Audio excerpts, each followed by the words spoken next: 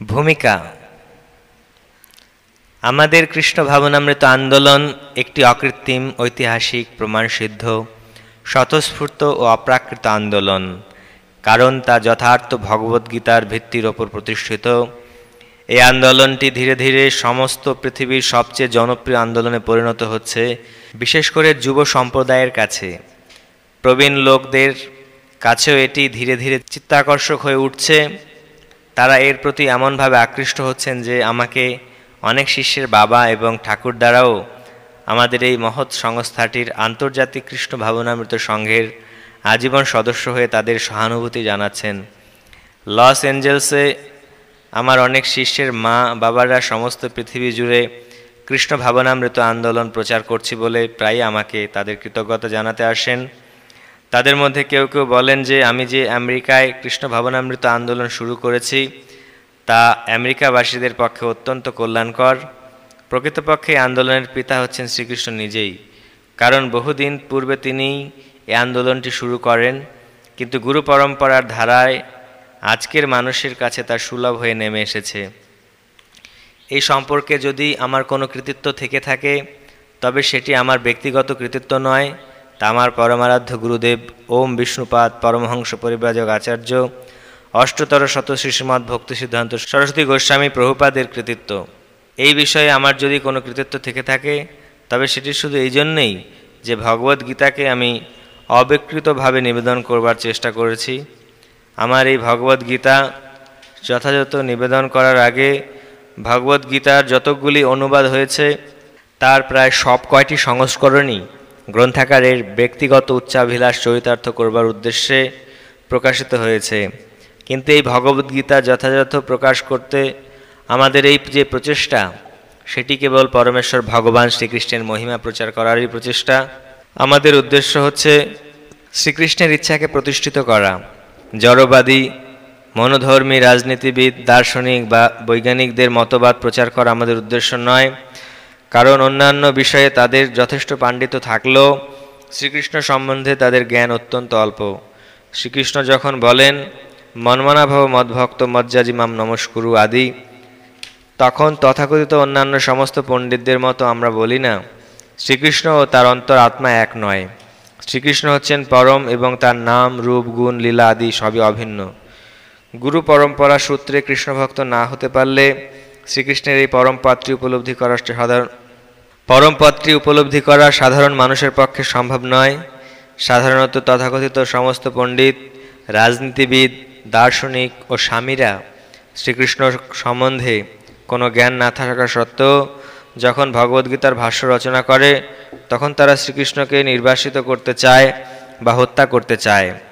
ভগবদ্গীতার উপর এই ধরনের অপ্রামাণিক ভাষ্যগুলিকে বলা হয় মায়াবাদী ভাষ্য, এবং শ্রীচৈতন্য মহাপ্রভু আমাদের ওই সমস্ত পাষণ্ডীগুলির সম্বন্ধে সাবধান করে দিয়ে স্পষ্টভাবে বলেছেন যে মায়াবাদী ভাষ্য শুনিলে হয় সর্বনাশ। তিনি স্পষ্টভাবেই বুঝিয়ে দিয়ে গেছেন যে কেউ যদি মায়াবাদীর দৃষ্টিভঙ্গি নিয়ে ভগবদ্গীতা বুঝতে চেষ্টা করে তাহলে তার সর্বনাশ হবে। এই সর্বনাশের ফল হচ্ছে যে ভগবদ্গীতার ভ্রান্ত পাঠক অবশ্যই পারমার্থিক জীবনে পথভ্রষ্ট হয়ে পড়বে এবং ভগবানের কাছে ফিরে যেতে অক্ষম হবে। যে উদ্দেশ্য সাধন করার জন্য ব্রহ্মার প্রতিদিনে একবার অর্থাৎ প্রতি 860 কোটি বৎসরে ভগবান শ্রীকৃষ্ণ এই পৃথিবীতে অবতরণ করেন, সেই উদ্দেশ্যকে অনুপ্রাণিত করে বদ্ধ জীবদের পথ প্রদর্শন করবার জন্যই এই ভগবদ্গীতা যথাযথ প্রকাশিত হয়েছে। ভগবানের সেই উদ্দেশ্যের কথা ভগবদ্গীতায় বর্ণিত হয়েছে এবং তা আমাদের যথাযথভাবে গ্রহণ করতে হবে। তা না হলে ভগবদ্গীতা ও তার বক্তা পরমেশ্বর ভগবান শ্রীকৃষ্ণকে জানবার চেষ্টা করাও বৃথা। ভগবদ্গীতায় ভগবান নিজেই বলেছেন যে লক্ষ কোটি বৎসর আগে তিনি সূর্যদেবকে সর্বপ্রথম এই জ্ঞান দান করেন। এই সত্য আমাদের স্বীকার করে নিতে হবে এবং এভাবে শ্রীকৃষ্ণের উপদেশের কদর্থ না করে ভগবদ্গীতার ঐতিহাসিক গুরুত্ব উপলব্ধি করতে হবে। শ্রীকৃষ্ণের ইচ্ছার কথা উল্লেখ না করে ভগবদ্গীতার ব্যাখ্যা করা সবচেয়ে গর্হিত অপরাধ। এই অপরাধ থেকে রক্ষা পেতে হলে শ্রীকৃষ্ণকে পরমেশ্বর ভগবান বলে জানতে হবে, ঠিক যেভাবে ভগবান শ্রীকৃষ্ণের প্রথম শিষ্য অর্জুন তাকে প্রত্যক্ষভাবে জেনেছিলেন। ভগবদ্গীতাকে এভাবে উপলব্ধি করা যথার্থই লাভজনক এবং মানব জীবনের উদ্দেশ্য পরিপূরণের সমাজের যথার্থ কল্যাণ সাধনের জন্য অনুমোদিত। কৃষ্ণ ভাবনামৃত আন্দোলন মানব সমাজের পক্ষে অপরিহার্য, যেহেতু তার জীবনের সর্বোচ্চ পূর্ণতা প্রদান করে। সেটি কিভাবে সম্ভব তা সম্পূর্ণভাবে ভগবদ্গীতায় ব্যাখ্যা করা হয়েছে। দুর্ভাগ্যবশত জরাসক্ত তার্কিকেরা ভগবদ্গীতার অজুহাত দেখিয়ে তাদের আসরিক প্রবৃত্তিগুলি চরিতার্থ করবার চেষ্টা করছে এবং মানুষকে বিপথে চালিত করছে, যার ফলে সাধারণ মানুষ তাদের জীবনের সহজ সরল উদ্দেশ্যটি উপলব্ধি করতে পারছে না।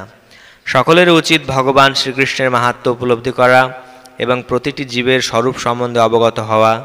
প্রত্যেকেরই জানা উচিত যে প্রতিটি জীব হচ্ছে ভগবানের নিত্য সেবক এবং শ্রীকৃষ্ণের সেবা না করলে তাকে জড়া প্রকৃতির 3টি গুণের দ্বারা প্রভাবিত হয়ে মায়ার সেবা করতে হবে এবং তার ফলে জন্ম মৃত্যুর আবর্তে নিত্যকাল আবর্তিত হতে হবে। এমনকি তথাকথিত মুক্ত মনোধর্মী মায়াবাদীদেরও এই প্রচণ্ড দুঃখের হাত থেকে নিস্তার নেই। ভগবদ্গীতার জ্ঞান হচ্ছে একটি মহৎ বিজ্ঞান এবং নিজের যথার্থ কল্যাণ সাধন করার জন্য এই জ্ঞান আহরণ করা প্রতিটি জীবের পরম কর্তব্য। সাধারণ মানুষ, বিশেষ করে এই কলিযুগে শ্রীকৃষ্ণের বহিরঙ্গা প্রকৃতির দ্বারা মোহিত, বিভ্রান্ত হয়ে তারা মনে করে যে জড়সুখ স্বাচ্ছন্দ্যের উন্নতি সাধন করার ফলেই প্রতিটি মানুষ সুখী হতে পারবে। তারা জানে না যে এই জড়া প্রকৃতি বা ভগবানের বহিরঙ্গা শক্তি অত্যন্ত প্রবল, যেহেতু প্রতিটি জীবই জড়া প্রকৃতির কঠিন নিয়মের বন্ধনে আবদ্ধ। ভগবানের বিভিন্ন অংশ হওয়ার ফলে জীব আনন্দময় এবং তার স্বাভাবিক প্রবৃত্তি হচ্ছে ভগবানের সেবা করা। মায়ার দ্বারা মোহিত হয়ে জীব বিভিন্নভাবে তার ইন্দ্রিয়ের তৃপ্তি সাধন করার মাধ্যমে সুখী হবার ভ্রান্ত চেষ্টা করে, কিন্তু সেভাবে সে কোনোদিনই সুখী হতে পারে না। আত্মেন্দ্রিয় প্রীতি সাধনের পরিবর্তে কৃষ্ণের ইন্দ্রিয়ের তৃপ্তি সাধন করাটাই হচ্ছে তার কর্তব্য। সেটি হচ্ছে জীবনের চরম সার্থকতা।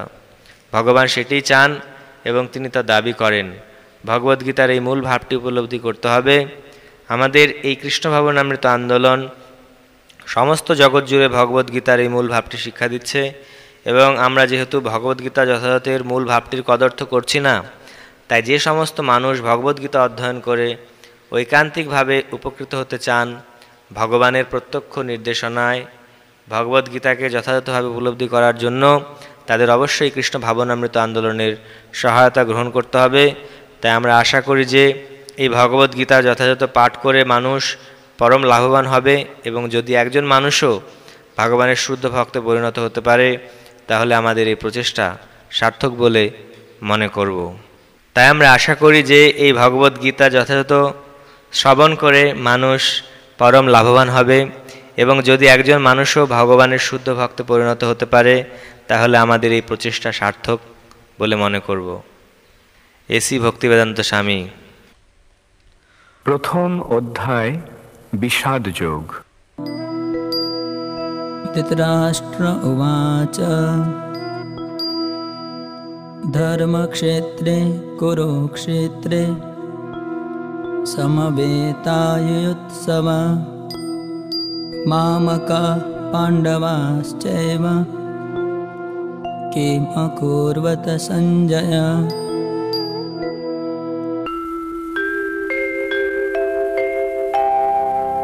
ধর্মক্ষেত্রে কুরুক্ষেত্রে হইয়া একত্র